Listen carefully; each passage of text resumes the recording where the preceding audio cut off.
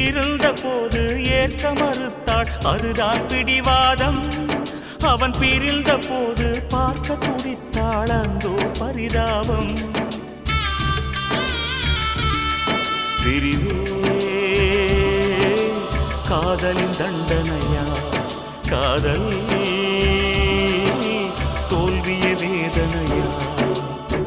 காதல் தேடி வாழ்ந்த காளை கை கூடி வந்த வேளை, பார்க்க வந்தாள் ரோஜா மாலை.